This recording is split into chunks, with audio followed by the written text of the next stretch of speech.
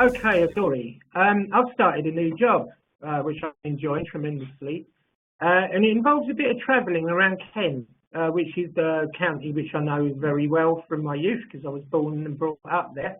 Not spent so much time there lately, and it's changed a bit. There's new roads that I hadn't noticed before. They're called motorways. And I'm not very good at travelling. I'm okay, I enjoy travelling. I just don't get to the place that I intended to get to very often at the first attempt. It takes a while. So I had to meet some people on the Isle of Sheppey, which is in the north of the county. And it's a fairly easy route. There's signposts there, and I've got my sat nav and all of that. So I was a little bit upset with myself when I found myself going the wrong way down the M2. That wasn't the end of the world. I just turned around when I could. Eventually found myself on the approach road to the Isle of Sheppey, which some people might know. And one way you can tell you're approaching the Isle of Sheppey, there's a huge, rather lightweight-looking bridge. It goes up very high and then comes down rapidly the other side, and it goes over the water to get you onto the island.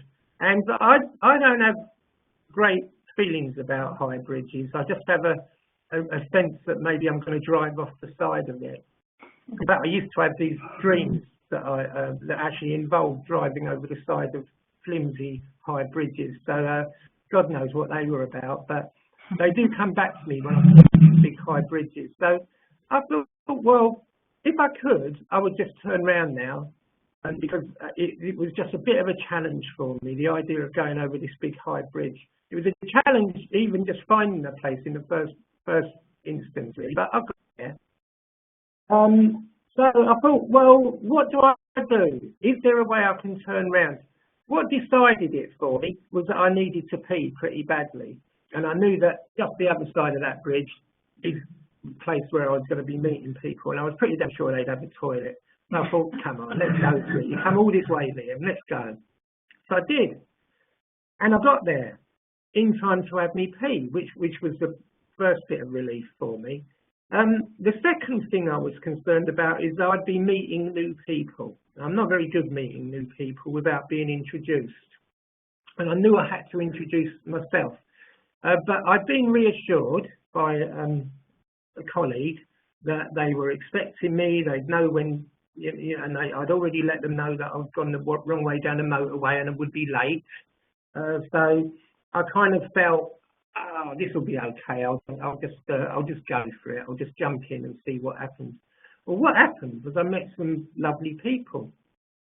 Well, they weren't just lovely people. They were so energetic and they were so enthusiastic about what they do.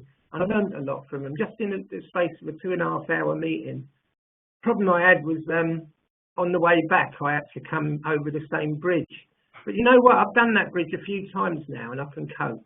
Because it was just the first time. It was just seeing the thing the first time that really that shook me up. So I had to overcome quite a few of my sort of latent fears, really, to get over there. I had to overcome my fear of travelling places that I'm not familiar with anymore. I had to overcome my fear of, by the way, I'm not afraid of getting lost. I'm perfectly used to getting lost. I did tell you the story about all I had to do was get on the train in Redhill, change at Reading, and then I'd end up in Bristol. How I ended up in South Devon is beyond me, but that kind of thing happened to me. You've had quite a few adventures then. Yeah, I'm kind of used to that, and I don't mind that. But you know, the nerves start to fray a little bit, really, especially when I know people are expecting me and you know, I've got to feel a responsibility to get myself somewhere. It's different when it doesn't really matter at the end of the day whether I get somewhere or not. But anyway, I've got there. So I had to overcome my fear of travelling places that I'm not too used to, my fear of high bridges, which is a heck of a big one, and my fear of meeting people without having had a proper introduction. I overcome all of those fears. I had a terrific time. What got me there is just a kind of steely determination not to kind of duck out of it. Because to be honest, I didn't have to set myself up for this. I could have said, no, I'll meet them another time when you know, it was a little bit more comfortable for me. But I made myself do it. And that's really what I would like the nature of this challenge to be, really. It's not so much a challenge to do something, it's a challenge to have a think about something and to let us know what you think, really. So there's a challenge there to talk to one another. Use that chit-chat and get sharing your thoughts. They don't have to be massively clever thoughts, ideas really, or thoughts that occur to you. And it's about this. We support people who, like me, and often way more than me, are nervous about trying new stuff. Remember, this is challenge about adventurous. We support people who probably would be adventurous as anyone else is, but they're going to need a bit of encouragement. They're going to need to know that it's okay, and that you know, if it gets too much, someone will be there to help them through it. And when they get to the other side, it will be worth it. They need all of that kind of stuff, the same as I did, and the same as I constantly do. But their very nervousness can sometimes make us feel nervous.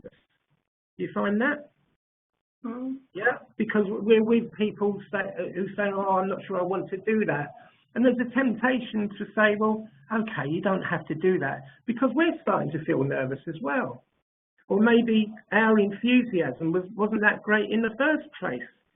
So the challenge, I think, is how do we make ourselves enthusiastic?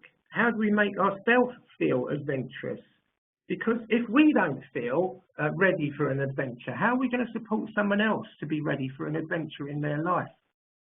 That's about it, really, Sally.